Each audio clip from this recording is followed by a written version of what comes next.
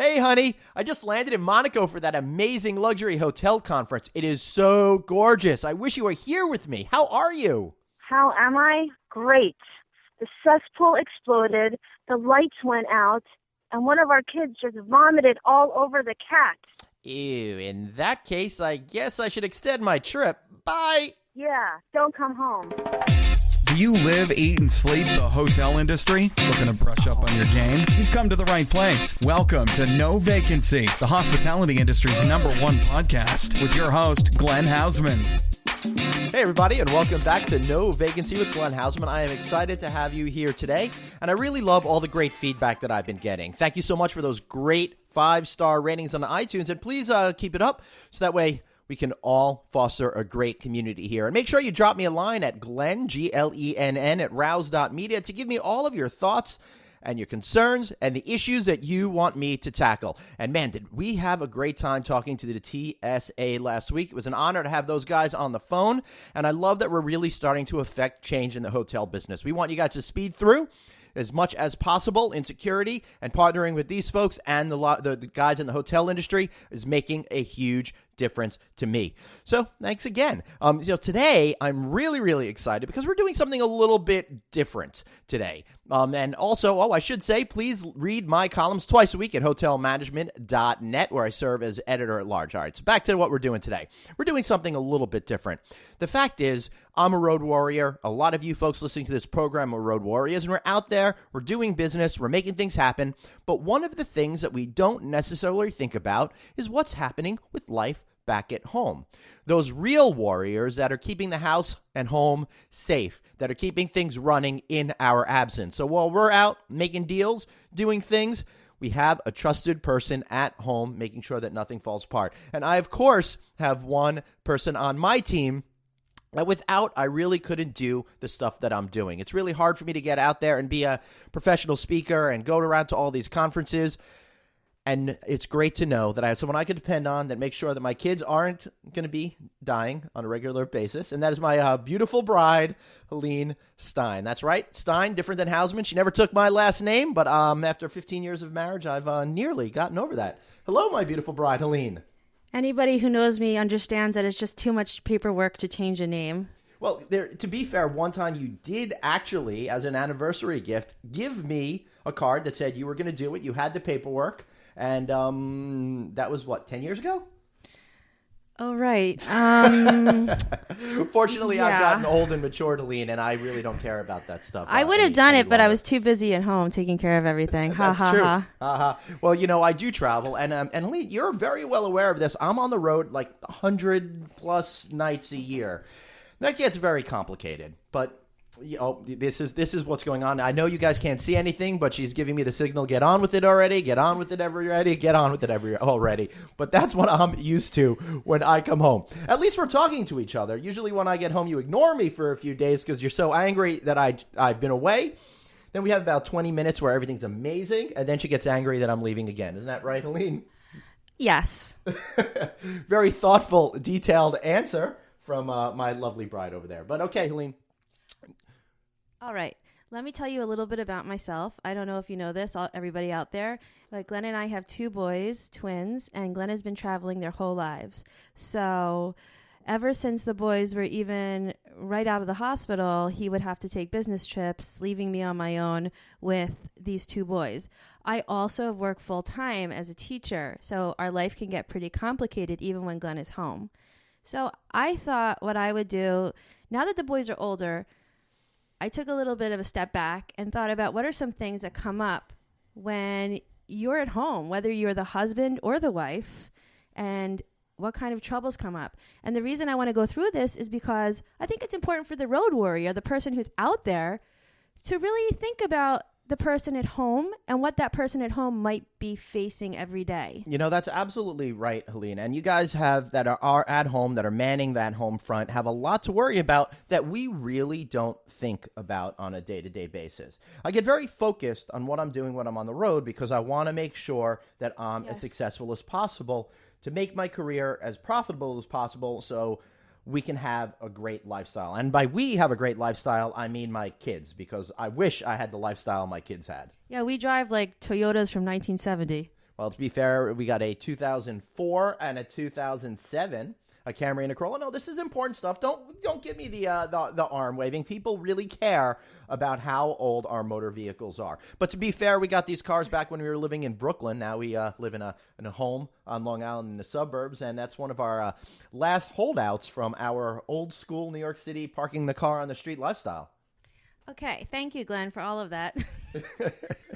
See what I have to deal with, folks? Send your notes of pity to glenn@rouse.media. Thank you. Oh, my God. Okay, anyway, so back to my whole spiel about what the person at home is facing while the other partner or spouse is on the road. All right, so what are we facing? Okay, so I broke it down into 4 different categories. Yep. The first one is basically life goes on at home.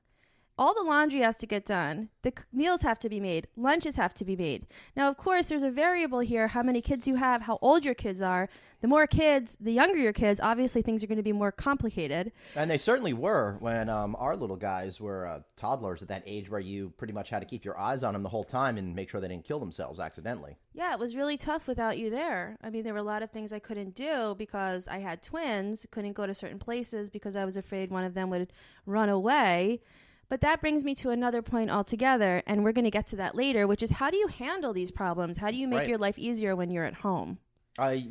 Typically, I guess you just give me scowls and ignore me? No. Oh. So that brings me to another point. When you come home from a road trip to your wife, husband, partner, you might expect a celebratory, humongous, hello, we miss you. Yeah, totally. I know you expect that, Glenn, and I... But then again, I have unreasonable expectations. No, not at all. And those feelings are there, but they're buried underneath a lot of... Resentment? Not resentment, anger, just sorrow? Buried... No, not resentment, sorrow. They're buried underneath this kind of like, I've just gotten through a war, and you want me to celebrate that you're home from your 5-star hotel? Now, this is not true. I know a lot of you really don't have the plush lifestyle... Yeah.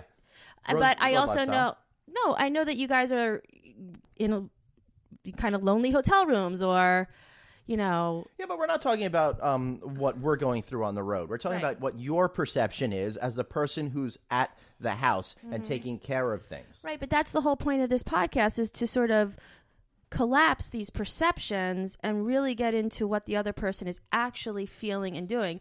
And I think that's a really important point, that you have to have a conversation with your partner about what expectations are.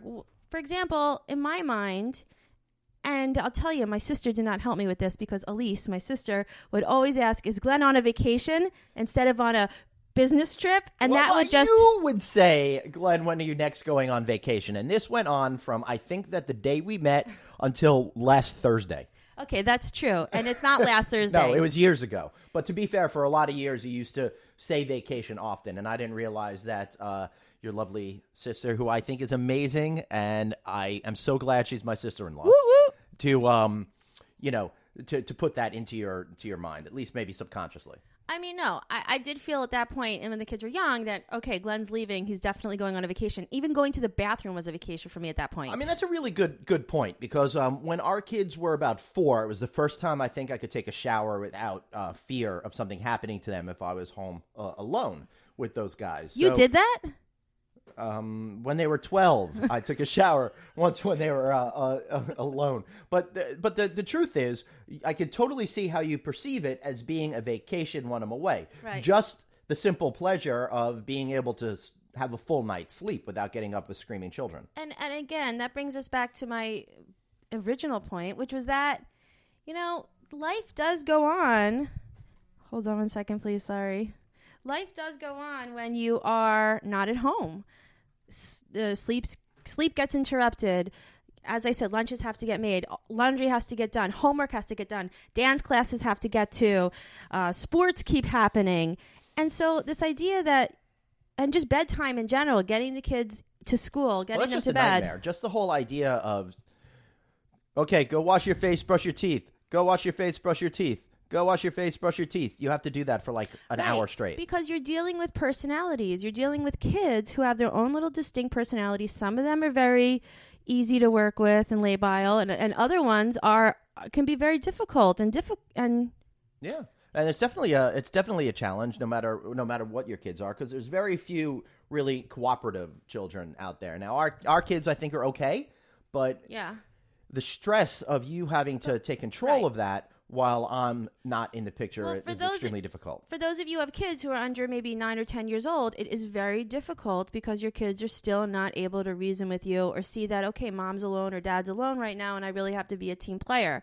Now that my kids are older, I've asked them to step up a little bit, and it's actually very helpful. I say, dad's away now. You really need to help mommy out a lot more, and giving them that privilege really helps them to become more responsible in our house. And it helps. That. I like that. And I like the idea of letting them become, the quote-unquote man of the house, Yeah. Well, or the woman of the house. Well, you know what I mean. Yeah. Okay. I like to kick it old school.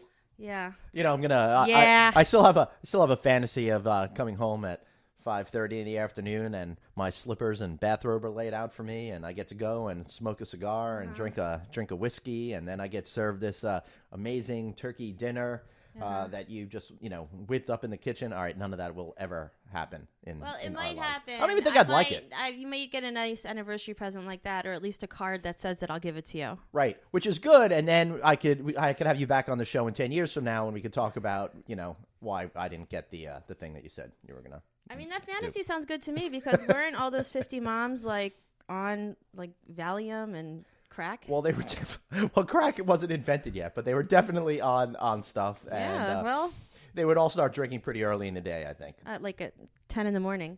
All right. So anyway, life goes on. So that's one thing you have to remember. Now, the person who is at home is not sharing all those responsibilities. It's all falling on one set of shoulders. So that's just something to be aware of.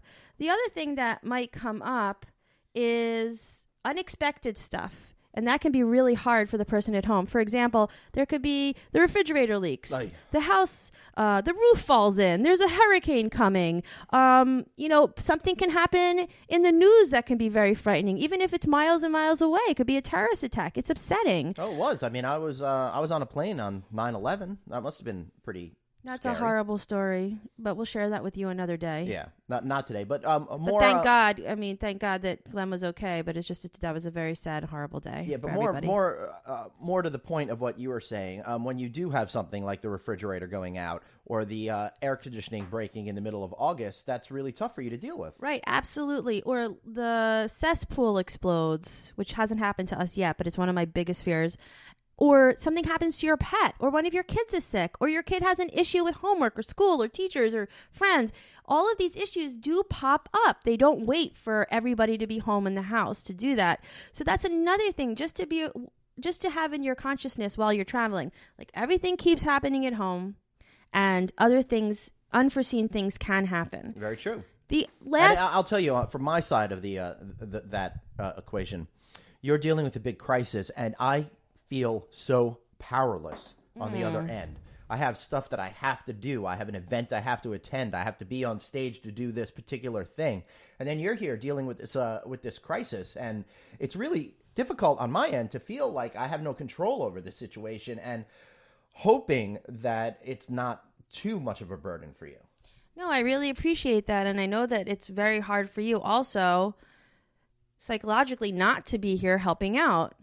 But you are helping out because you're sustaining your job and you're going forward with that. And I know that will help us and pay the bills. Helene, I know it's difficult to see that in the moment. It's difficult to understand that I'm doing all of those things when you're dealing with a crisis that in the moment feels insurmountable. I know. It's really difficult. It's really hard. I just try my best to get through it if I can. And I usually call on other people to help. Mm-hmm. So it's good if you're the type of person that's very organized, then you'll probably have a list of people to call when you have these problems. You'll have a plumber. You'll have people on hand that you know of that you can call right away. Don't wait for the emergency to happen. If you're the person that stays at home and you have somebody traveling a lot, have a list of emergency contacts ready to go. Ooh, good idea. Don't wait for the cesspool to explode. Don't wait for the sink to start dripping into the basement and have the plumber, have a trusted person that, first of all, knows your situation and that you trust and that you can call on for these kinds of emergencies. It'll just make your team a little better. And don't forget, actually, let me go back to my other point, Glenn. Yeah, please. The last thing that the person at home can be experiencing is loneliness. You know, when you're left at home, you can feel a little abandoned. You're without your partner. And look, there's no camaraderie in the morning. There's no fun banter, no one to make dinner with, say goodnight to, talk about how was your day. I mean, it's a very one-sided relationship with children. I mean, you're basically giving and giving and giving, and you don't get anything back from them, really, maybe a kiss or a hug or something. But yeah, it's really lonely sometimes. So that's the other thing. So I'm just trying to make this a little bit like this is what's happening to the person at home. They're getting sort of overwhelmed by all of the routines and all of the tasks that have to be done every day, getting beaten down by the kids, tough things could happen and come up while you're away. And also it can be a little lonely. Yes. And once again, you're listening to Marital Chat here on NPR. Well, I mean, I don't mean to sound, depressing. No, you're not you're not depressed. But I actually appreciate your honesty and openness, because these are the issues that we've been dealing with, and I bet there's a lot of other couples out there that are doing exactly the same thing, but we don't really talk about this when I'm with my road friends or the folks that I come into contact with, you know? So it's good that we're getting that perspective on what it's like for that other side out there for everybody to hear. We're not in it alone. We're all in it together, alone, but together. Right. And the other thing to think about is if you do have kids and they're old enough to know, okay, someone's not in the house, they feel sad too. They might not express it or say it because kids often don't do that, but they might be sad. They might miss you. So that's another factor in all this. Yeah, and the guilt that I feel about missing out on things that the kids are doing, events or whatever it might be, or even just that I'm not there. And the older that the kids are getting, the more complicated that is. When they were little and didn't really have any memories of what happened the day before, it was no big deal popping in and out of their lives. Absolutely. But for me now, as a road warrior, I feel like I'm almost doing them a disservice because I'm not there. They don't have that sense of stability. They don't have that father figure there constantly that could nurture them. This doesn't take away from the fact that you do an amazing job at home taking care of the kids. Thank you. But I think that in a perfect world, you need that duality of those two personalities that are helping shape the kids. Glenn, I've had 12 years to kind of pull it together, and a lot of help and a lot of reading and thinking about it. And now that I said what the person's going through, who is home, I'd like to talk a little bit about now what? What can you do? Right. What can you do when you come home and you're expecting that big hug, but the person greets you at the door with a punch in the face? Well, it used to be, when it was little, it used to be I'd walk in the door and you'd have babies in your hand and go, here! And then you'd walk away and go to sleep. Okay, I've never punched him in the face. I've never said, here! But I have been like, okay, you're on. I literally go away for 24 hours. Yeah, that's true. Yeah, I just am like, you're on. However, I'm not saying that's what every family should do, but this is some things that have worked for us. Let's hear it. Okay, and I put work in quotes because everything's a work in progress. That's true. That's true. All right. I feel like our whole life is a work in progress. Yes, exactly. So look, the first thing is be organized. Glenn is the organized person in this relationship. Woo! He is so good about being organized about his dates that he's going to be away. I can't say that I'm always on top of it like he is, but he really makes an effort. And I think that's important for the person who's traveling to be very clear and be very good about sharing those dates as far in advance as you can so that the person who's at home knows, okay, these are the times that, John or Janie they're not going to be here. And I have to kind of pull it together for those weeks. Like plan in advance. Don't be reactionary. Be proactive. Yes. Yeah? You like that? Yeah. And by the way, great skincare product. Not that I do that. Makes your skin shine, baby. Yeah. Okay. That was a little shout out to Proactive. Okay. Basically, I think that's really important. Have a calendar up either in the kitchen and use a specific color for when dad or mom's going to be away at work and write it on the board. Try to do 4 months in advance if you can. They sell 4-month calendars at Staples. Yes, that's what I use. We have it on the wall here in my office because the kitchen's just too confusing for me to deal with. So I have it in the office and I have color codes for work events, personal events, holidays, all of that sort of different stuff. Yeah, it's really a very nice, colorful board, I must say. Thank you. You're welcome. I mean, I'm always like, wait, you're going away on Wednesday? But hey, that's just me. For other people, it would be better for me if I plan in advance. And I hope to be getting to that point one day. By the way, I'm going away on Sunday. Yes, I know. Okay. Wait, you are? Okay. Anyway, I actually did know that one. All right. So it's also important for the person who's staying home to be on top of the person's work schedule so that they know it. That's great. Okay. So what else can you do? Well, there's a lot of things. When the person who is the road warrior, use technology to communicate with your family. Skype is a great way of doing that if you can. And now I'm getting a face because we never Skype. We Skyped once, and basically the entire time the kids shoved their faces up against the yeah. And then they took the computer and twirled it around in circles until like everybody got dizzy and threw up. And I got to tell you, I'm jealous of all of you folks out there that their children do want to communicate with them when they're on the road, because I typically call home. And I'll talk to Helene for a little while, and then she'll go, "Daddy wants to talk to you," and all I'll hear is, "No."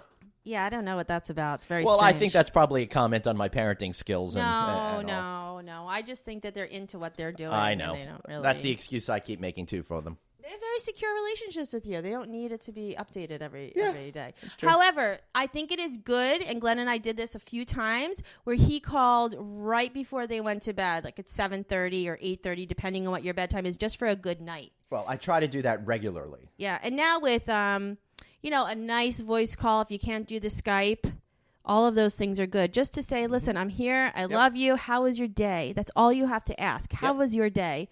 That's the other thing. Call. Glenn is brilliant at calling me. He calls me every day. I don't always get back to him because I'm either really stressed and I can't handle it, or I'm just totally exhausted, but I'll try to text. Well, to be fair, talking to me is not much fun. So no, I can see why it is. I always love hearing the clank of cups and dishes in the back where you're sitting at the buffet. But that reminds me, I forgot to tell you something. Oh, yeah? You know Meetup?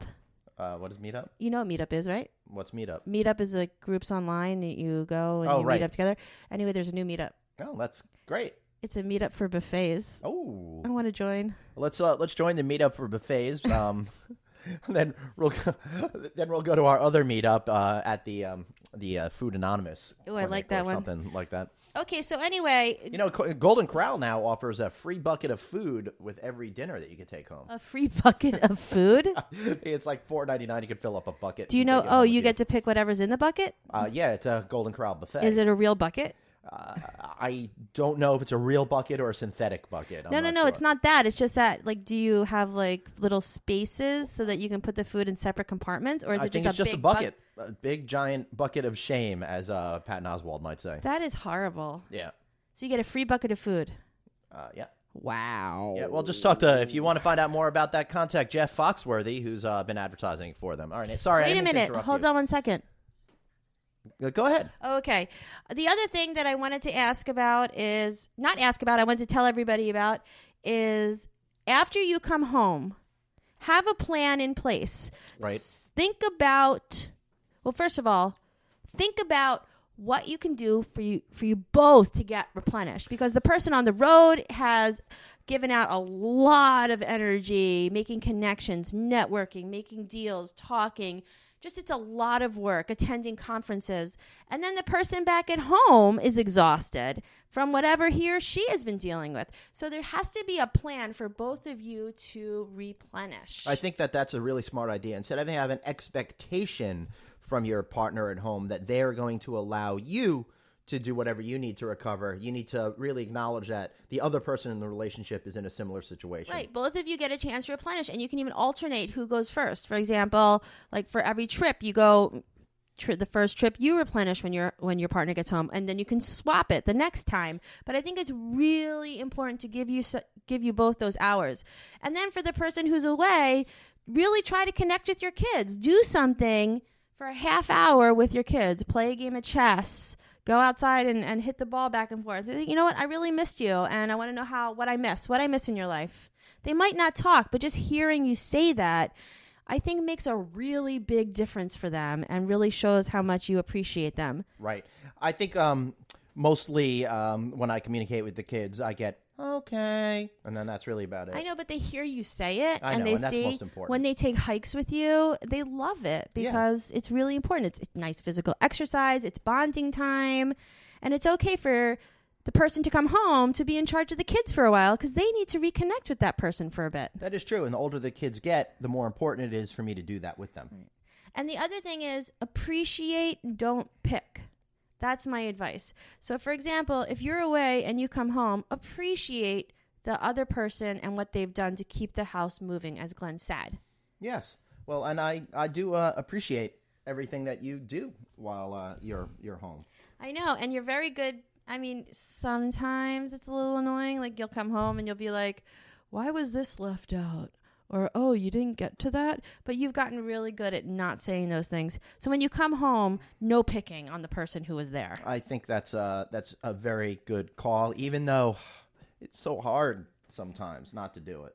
Really? Well, yeah. I mean, we all kind of want things the way done that we want them done. I mean, so I didn't take the trash out for 2 weeks. Hey, I mean, who's going to, come on. Hey, there's nothing I like more than cleaning up maggots in July. So I mean, come on. It's hard. It's 6 o'clock in the morning. Well, that's why I keep saying take it out the night before. But nobody then listens to me in animals this come, place. and I'm afraid of rats and all that stuff. That's why we It's have annoying. covers on the garbage cans. So here's an example of something that we just haven't figured out yet. However, we're working on it and we're communicating. And that's what's most important, is communicating. And I think, Helene, what we've learned today is we communicate much better with microphones in front of our faces than we do just sitting around at the kitchen table. I know. This is so exciting because our cat just arrived. Hello, cat. Hello, cuckoo-muckoo. All right. Anyway, so I just want to say one more thing before I go. Yes. The person who's home, don't be afraid to cut corners, okay? And I know it's not the American way. I'm furrowing my brow right now. I know. We all want to be perfect and do our best all the time, but look. That's actually Helene's middle name, Helene Cut Cornerstein. Ha, ha, ha. Actually, it's Hope. Yes. Hope I can cut corners. I keep hoping she'll stop cutting corners. Ha, ha, ha. Okay, so anyway, you know, the thing is, there's Peapod. Peapod is where you just order your food. They have it all ready for you. There's Blue Apron. You can do Blue Apron for 1 week where they just send you meals. That's a really good idea, Yeah. especially if you're the single person manning it and your kids are really young and aren't eating the same food as you. Exactly. And you could order it for 1 or 2 people. And you know what? It's actually affordable. And I'm not even giving them a plug or anything. I just think it makes life easier. There's also Fresh Direct. Hey, Blue Apron, feel free to advertise with me. Yes, Blue Apron. And send me a blue apron. No, I'm kidding. Anyway, also You want a green apron. Fresh Direct is really great too. You can just order your food on Monday. They can send you prepackaged meals. It's a little more expensive. However, it's one less thing to worry about. If it's raining or snowing outside, if it's torrential downpour, forget dance lessons. Your kids will survive. And don't worry so much because it's all going to work out in the end, and you have to take care of yourself. You know, one of the things we do try to do is plan those menus ahead of time if I'm going to be gone, because I know that helps you get oriented and focused, and you don't have to have that panic every day about what I'm going to make for dinner. Right, and Glenn's really good about going out to the supermarket and getting everything that I need, so I don't have to worry about that before he leaves. He'll take the menu, get everything, and then it's in the fridge. Great. Of course, then I take the kids out for dinner. Yeah. But look, I that's tried. All right. What are you going to do? If I'm taking pictures of all this food when I'm on the road, you've got to eat too. And also, take the kids out for dinner one night. I mean, why not? Take it easier on yourself. Woo, chicken fingers for all. Go out for pizza. Order in Chinese. Do whatever you need to do. Go to get a prepackaged meal, a pre-prepared meal. No, a prepared meal at the store. Or the last thing is ask for help. You know, if you have family around, ask for help. And also, get a babysitter. These are all things that you can do. Outsource some of this work. Get a housekeeper just for that week. You know, anything that makes your life easier. That's great. I love all these tips, and I'd like to add one more overarching thing. Yes. We talked about it a little bit, but really try hard to continually put yourself in your partner's shoes. Absolutely. Understand what they're going through. Understand the points that they have to do and the life that they have to lead in order to enable you to be out there and successful on the road. I think that the relationship that we have is really about the true spirit of teamwork. Making sure that this house runs even when I am absent from it. There's no I in team. No, but I hear a committee's being put together to look into doing that. But all right, so I think we've learned a lot today, and I'm really very excited. Helene, I'm thinking after this you might need your own podcast. I'm really loving this, and I just wanted to say thank you all for listening. I want to apologize for my voice. I know it's horrible. I can't stand to hear it like on answering machines, but I hope some of the tips I gave you help. If not, sorry. That's great. And if you want to hear Helene on an answering machine, just go back to 1997 when people still used answering machines. Actually, my answering machine message in 1994 was, "We are not home. We are out. If you'd like us to call you back, leave a message at the beep." Beep. That was very... very inspiring. Well, I want to thank you all for listening to my lovely bride here, Helene. I think we'll have to get her back. You really got a lot more comfortable from the beginning of the show to where we are right now. So good job. You think so? Yeah, it was great. And I want to encourage all of you again to read my columns twice a week in hotelmanagement.net. Must have been the vodka. Follow me online at Traveling Glenn on Instagram, on Twitter, or drop me an email at glenn@rouse.media. Now, for the next segment, I'm really looking forward to this because there's a lot of opportunity out there for you folks to use travel agents. Travel agents are a thing that we thought was a thing of the past, but you know what? They've really made a resurgence. They've come back, and not only should people use travel agents under specific circumstances, which we will talk about when I speak to the folks at Avoya Travel, but also how you can set up a travel agent business in your home. I think that's fun, that's interesting, and I look forward to you hearing it. And we'll be right back after this message. Have a question for your host, Glenn? Tweet him now at Traveling Glenn. No Vacancy, the hospitality industry's #1 podcast. We'll be right back.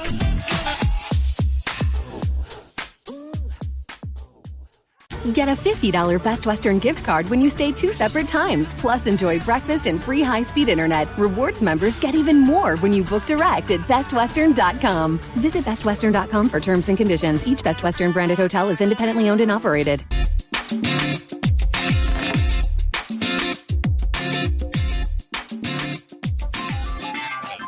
Yeah, so, I love the idea of travel agents and stuff like that. And I really want to talk to you today about why travel agents are so important. And I'm talking with Avoya's SVP of Sales, Scott Koepf. Scott, how are you today, sir?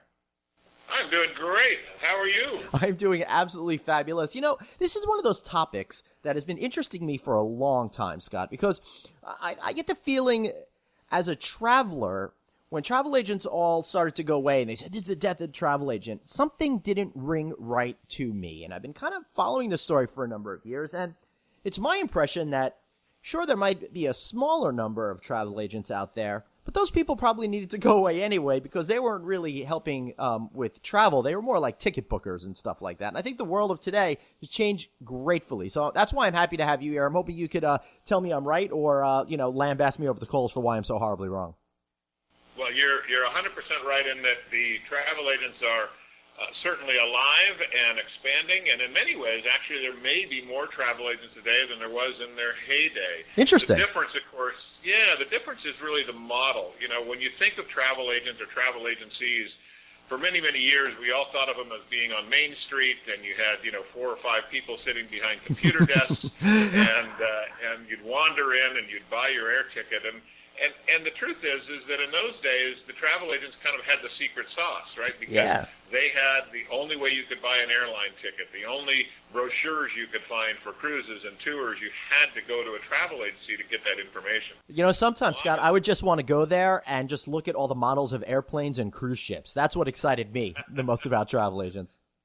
Well, for those of us that are travel aficionados, there's no question that, people, we of course would get the people who'd come in and spend hours just reading the brochures, and I don't think they ever left their county. But, right. It's exciting, and it's an exciting business.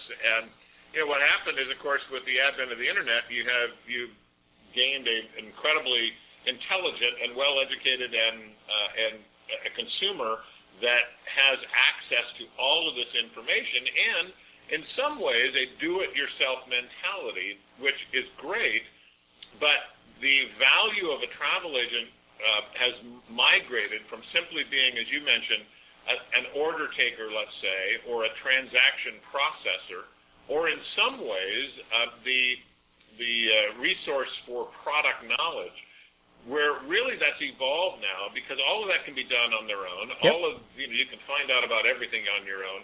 The big difference is that if you go to let's just say every cruise line as an example, and look at every one of their websites, they all look fabulous, right? Every one of them's got the best food in the world, the best entertainment in the world. That's true. And so, yeah, right, they all look great. And so at the end of the day, you need someone to help you discern that information.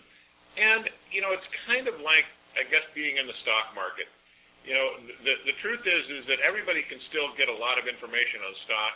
Everybody can still have full access to that. But stockbrokers didn't go away. And the reason they didn't is you need someone else to help you make sure you're not making mistakes, someone who can give you guidance. And that's exactly the role that the professional travel agent can do today. That's true. And I think it's much better than just looking online, and actually if you could form a relationship with these people. Now, I look at travel agents kind of being in two different tracks. One, you've got the road warrior side, who I think they need a travel agent to get them into specific places and be more of an enabler. And then you've got the leisure side of it, where I think that you really need to have, at this point, that real understanding of a particular destination and how to have a person experience it a lot more. Because that's really what we're talking about in general with travel agents now, is your experience enablers. You're providing information that you can't really get elsewhere, those intangible things, and the things that really turn us on most. Because we could all, as you said, book a flight on the internet. That's nothing. But for me, once I get to that destination, to really understand, I think that's what it's really what you're talking about. You're exactly right, and there are again those who focus on the business side of handling road warriors, et cetera, and that's fine. They serve a certain role, but our world and the business that I'm in specifically is exactly that on the leisure side, and there is still a huge desire, and it doesn't change the desire of the consumer to spend time researching their own trip, right? Because that's fun. It's exciting. You want to do it. You want to look at all those options. You want to start finding out all those different things. And just to some extent, I'll use that same analogy again. It's like you might look at various companies in which to buy stock, but before you make that purchase, you really need someone else to help you discern, where the best choices are. And in the travel world, it has moved so much from, that maybe it was in the old days. Well, okay, I just want to do a Caribbean cruise, and just I'll kind of mark that off on my list. It has really now become so much more experiential, and that experiential aspect is so different with each person. So you might have one person who's a complete foodie, and the entire reason they go on vacation, the entire reason they want to go on a particular ship or a particular tour or destination is the food experience. Oh, yeah, you got me on that one. That's all about me. That's you then, right? Yeah. So, and again, that's where I say if you were to then look at just destinations in general or cruise ships in general or tour companies, you're going to find that all of them sound great, right? And then you might find a few little differentiations, but when you're talking to a professional agent and when they determine, okay, so your primary driving factor is the food part of your trip, then they're going to be able to tell you, don't go here, don't use them.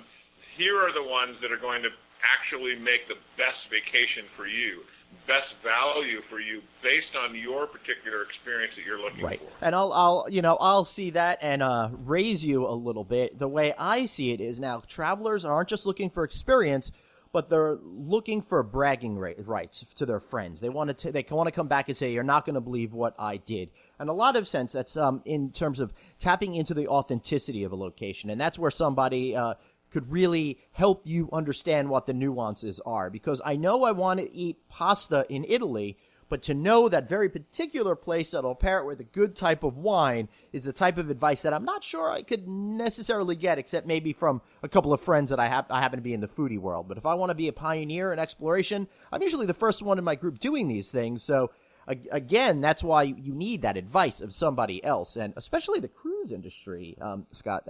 That business is just never, given up to the average man just going on the internet and just booking away. Well, and you're absolutely right, and I think again we've moved from where the bragging right used to be in some ways what we used to call the trophy traveler, which was someone who basically just kind of looked at the map, and the overall key was to have a pin as many places as you possibly could. Right? Yep. You've gone here, you've gone here, you've gone here.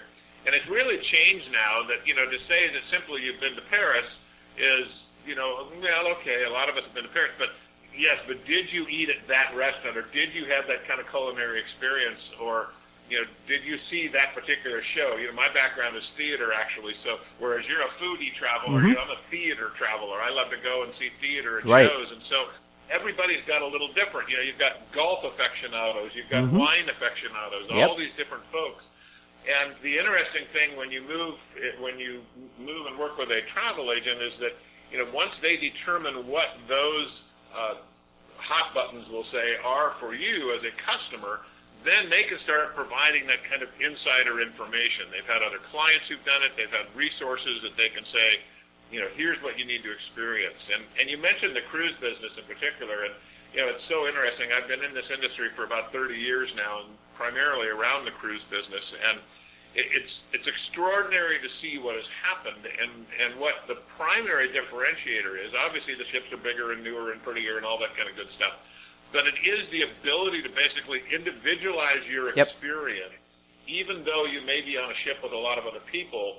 What you want can be really delivered to you if you're on the right ship. Yeah, absolutely. And I love the idea of being able to eat in different restaurants every single night with different people or just your own group. It's a big change from the Love Boat days of the 70s and early 80s where you ate in one dining room with the same group of people, that a lot of which you didn't know, over and over and over again. And there's also all those activities that you're talking about. It's great. I'm seeing so many cool things now. It's not just a pool and a sun deck. There's yoga and mountain climbing and going on slides that go over the water. So whatever it is that you want to do, you can steer them in that right direction. What other type of big travel trends are you seeing when it comes to what the average vacation traveler is looking for when searching out experiences? Well, I think that's a great question, and experiences being the real point. And I'll play off of your comments there about everything being offered on a ship now. And again, I'll slightly date myself here, but it's kind of a funny analogy. Is that when my wife and I used to perform on cruise ships many years ago, awesome. We also did some of the events on board the ship. And the number one event, the number one activity, other than bingo. Now, bingo was obviously a real big one, right? So you had a lot of folks that came up for bingo. But the number one activity other than bingo on the ship, any guesses? This is 25 years ago. Other than the midnight buffet? That was a good one. Yeah. Surprisingly, it was napkin folding. Isn't that unbelievable? What? So, you can imagine what has now happened when we've gone from folks who are dying to know how to fold a napkin to, now the fact that it's not just even about, on a ship as an example, of having 5, 6, 10 different restaurants to eat at that have very different culinary experiences.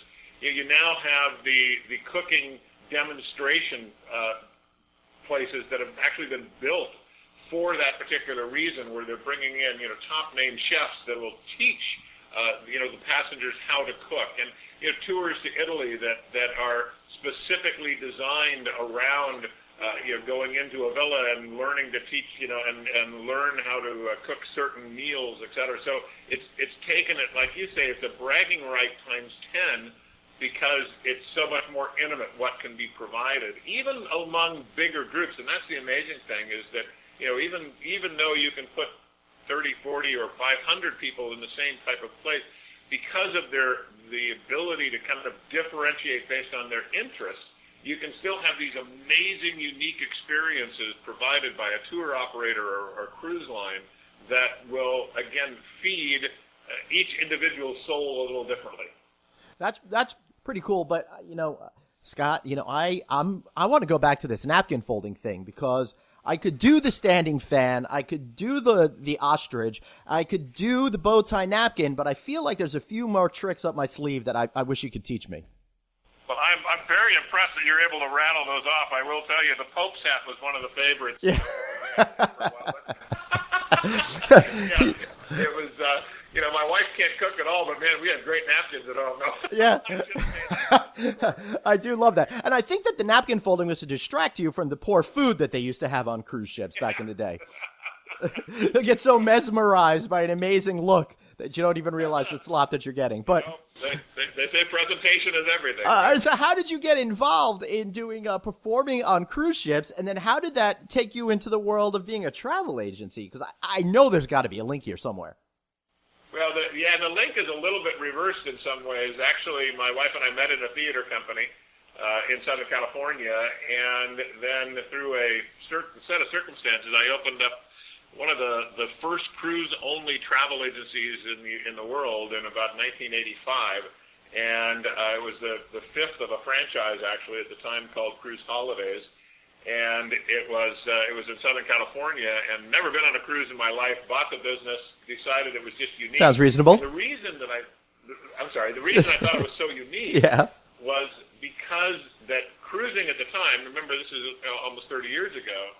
Was very small, little business, appealed primarily to older people, etc. But I just thought it was unique because travel did not have really any specialists at the time. Right. Every travel agency sold everything, and I realized there's no way you could be really good and a real expert at everything. So we opened our business, but after we were in business for about 9 or 10 months and did well with the cruise-only business, we got the bug to entertain again. So we actually went off and worked on a ship called Sitmar Cruise Lines, which has subsequently been purchased by Princess Cruise Line, and we're cruise staff and entertainers on that line. So cruising has been in my world for many, many years, as you can tell. I can, and I've only been on a couple of them in my life, one in 97 and one a few years ago with the family. So I've seen it change dramatically in the two cruises I've taken, and it's something that I would like to do more often. I think that it's a lot of fun, and it's a great way to spend your vacation. But I think another great way to spend your vacation is working with somebody such as yourself to really craft that specific itinerary that really meets all of your needs and helps you travel the way that people want to travel more often today. And one of the things that I find interesting is I get a lot of people, Steve, that are telling me that they think they could start being a travel agent and booking trips and stuff, and you guys do that sort of thing. You can with Avoya, you can be a home travel agent. Is that right?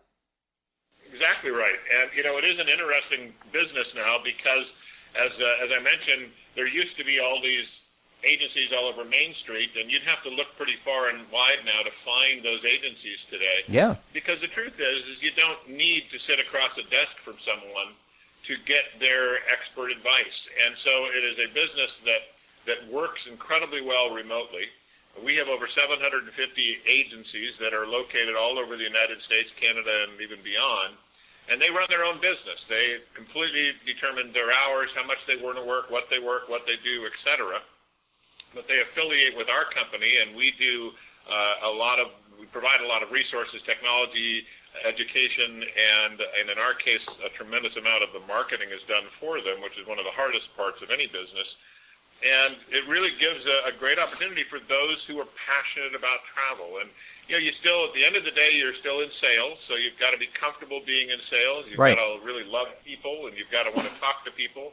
But if you're passionate about this business and wanting to deal with people, I can't imagine any other product that'd be more fun to sell. So that's why I've been doing it for 30 years. I can't either, and I'll tell you, it reminds me. I used to start out my career as a music and entertainment writer, doing like celebrities and hanging out with bands and stuff like that. And that you would think would be great. Travel, so much better. It's interesting. It's fun. It's something that I think we're all really passionate about, especially the folks listening to this program today. And I love being able to channel that passion into giving back and making some money at the same time, and maybe even tapping into some of those great little fam trips. That's a familiarization tours where a lot of times a hotel or a travel line or a cruise line will invite you along to go and experience it so you can better sell the product. So all of this sounds pretty interesting to me. It definitely is interesting, and of course I'll also say in the old days, those kinds of familiarization trips and fam trips were readily available because there was kind of a barrier to entry in terms of becoming a travel agent. That was because of the fact you had to pay rent and you had to do all these other things. Today's world, it really is, you've got to earn those privileges, and you've got to be careful of any company that says, oh, why don't you be an instant travel agent with us, and then you can travel the world for free and take advantage of these fam trips. Yeah, because that's not really going to happen. Doesn't exist today. No. Somebody's pulling your leg if they say that.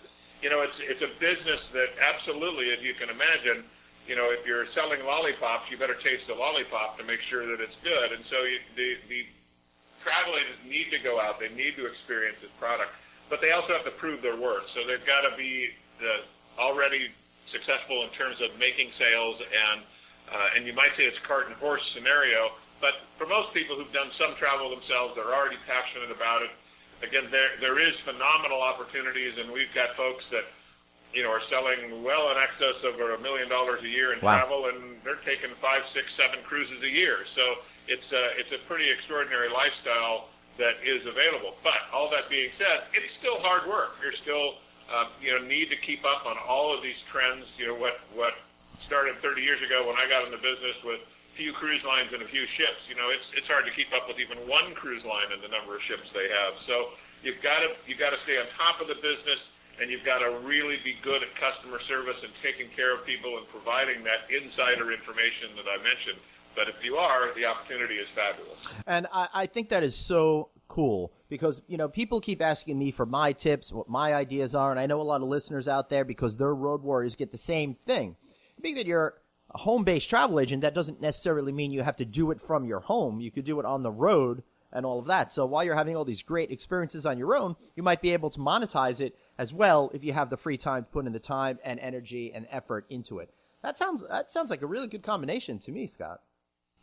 Well, it is, and again, I think the beauty of owning your own business to start with, and having the flexibility that comes with that, and the ability of basically working anywhere. I mean, we have people booking cruises while they're on a safari in Africa. So I mean, it's amazing how this business is very transportable, and again, it's an exciting business to be a part of. But again, I do emphasize that unfortunately there are some out there that want to make it sound really good so they can collect fees. Our business model and the reality of our business is very much focused on, if you're serious about building a profession and being in your own business, then this is a great opportunity.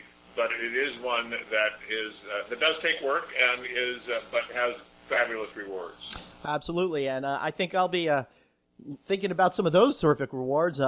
Maybe on a cruise somewhere to the Caribbean, which is something I could use. Or maybe an Alaskan cruise, because that just looks really great. Alaska is one of those places that it's just designed for cruising, right? It's fabulous because you have immense distances between the small towns that are even up there. Mm-hmm. The view from the ocean is extraordinary. You get the vastness of it, and so much of the beauty is, again, that contrast between the ocean and the mountains and the ice and the icebergs and all the other things that come along with that. So it's really a spectacular and wonderful place to experience cruising. One of the biggest trends that I've seen, Scott, in cruising is the riverboat cruises. They seem to have taken off phenomenally in the last 5 years or so in particular. Well, they absolutely have, and it's a very different experience. A lot of folks think, oh, okay, it's just a little bit smaller and it goes on a river versus the ocean, but it is a very different experience. I am a huge fan. I love river cruises because, again, much smaller ships. The food and service is excellent on board. Really, all of the major products that are sold in North America, they just deliver an extraordinary product, every one of them. And they, again, because of course, the way that Europe developed, being that the transportation was the rivers over all of those years, hundreds and hundreds of years ago, mm-hmm. You just have these fabulous towns along the way. And the big difference is you just literally kind of walk off the boat and you're right in one of these wonderful little towns, and you can spend a day wandering around, and then you come in and go to bed, and then you wake up, and you're in the next spot that's fabulous, or you're cruising along watching the castles that were all built along the rivers. So that's amazing. It really is. It's a great way to travel through Europe. I really like that idea, and it really taps into this whole notion of authenticity that we've been talking about and experience on this call, because yeah, the amazing megaships are amazing and they're giant, but usually when you port somewhere, you're doing the same type of activities, and it's almost fungible. Like, I don't need to see the jewelry store with 40% off or get a great deal on a T-shirt. Me, personally, I want to see those castles. I want to see these old towns. I want to feel steeped in history and have that real authentic experience. Yeah, that's so well said, and it really is true. And that's, it's the beauty, number one, of smaller ships in general, I will say, is certainly that ability to get into more intimate ports, go to places where others can't. When you're on the rivers, on these riverboats, they're all constrained in their size, right? There's only a certain size they can build them That's to. Right. Both width and length because of the lock. So they all are relatively small, but really, again, that ability to get off and if you do the standard tour, those tours are usually divided into smaller groups. They've got the wonderful headsets, so if you're not really listening that carefully to what the person said, it's not like you've got to run up and stand next to them. You can still hear what they're saying and go off and take a picture of what you're interested in. And they're usually done in a way to kind of give you the overview, but then you have the afternoon on your own, or go do something that's more in-depth about wine or food or whatever it might be that you want to do that afternoon. So it's just the design of them and the way they're set up, including bike tours in a lot of cases or more kind of adventurous thing, has just been a huge impact in travel in Europe. That's very interesting and on trend. What's the newest destinations that you're seeing that people want to go to? Well, I would say that we certainly are still seeing increased demand in some of the more unique rivers of Europe. So you've got some of the places like Portugal and again, even some of the smaller rivers in France, et cetera, have grown recently. So those are certainly some great new destinations.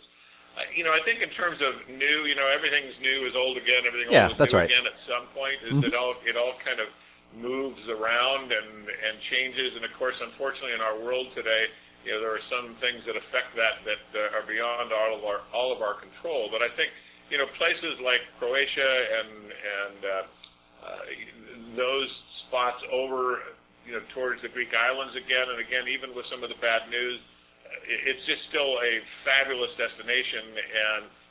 And so again, Europe is such a broad statement, right? When you say, well, Europe's growing, and Europe still just has so many different opportunities that you could go quote back to Europe 78 different times and never cross your paths once. So it really that still continues to be, I think, a big driver. Maybe I'll just take that big map and throw a dart somewhere, and that'll be my first my first big pin. All right, last question for you. When is your next vacation, and where are you going and why? All right, that's kind of 3 questions, but what the heck? Well, there you go. It's kind of a fun one to answer. I actually won an award in our industry recently in the travel business for doing a lot of education over the years of travel agents, and so congratulations. Well, thank you. And the award actually was to go to the Helene, which is the Disney resort in Hawaii. Yes, it is. For 4 nights. So looking forward to that in September. That's going to be a really fun trip. That's funny. I almost made a Orlando joke there, but then you pulled out Disney anyway. The other side. Yeah, because, as a road warrior, I have to go to Orlando 4 times a year and to Las Vegas 6 times a year, So those 2 places get a little tired. So I am really thinking about that European river cruise right about now, and I know that my beautiful bride is listening to this, and now I'm probably in big trouble if I don't get that cruise going. But I do know I think you better do it. If I'm going to book one, I'll do it with an Avoya Travel agent, that's for sure. Scott Koepf, I want to thank you so much for being here today. Thank you so much. This was really fun, and I look forward to doing it again someday. Hey, how can we find you? Now, if somebody needs to be a travel agent right now, how can they do that with you guys? If they're interested in exploring the business and looking at the business opportunity, they would want to go to joinavoya.com. So that's joinavoya.com. If they're just looking for some leisure vacation, cruise, tour, a great experience for themselves, that would just be avoya.com. Excellent. And both of those are available, and I think you'll provide extraordinary opportunities. Beautiful. Perfect. Well, thank you so much for being here. And to all my listeners, thank you guys for being here. I had a lot of fun today talking to Scott about this interesting stuff. And you know what? I'll be back next week at his, unless I decide to go off on a European cruise. So thanks very much and have a great day. Thanks so much for listening to No Vacancy, the hospitality industry's #1 podcast, with your host, Glenn Hausman, online at rouse.media, on Twitter at Traveling Glenn, and on Facebook.com/Glenn.Hausman. We'll catch you next time.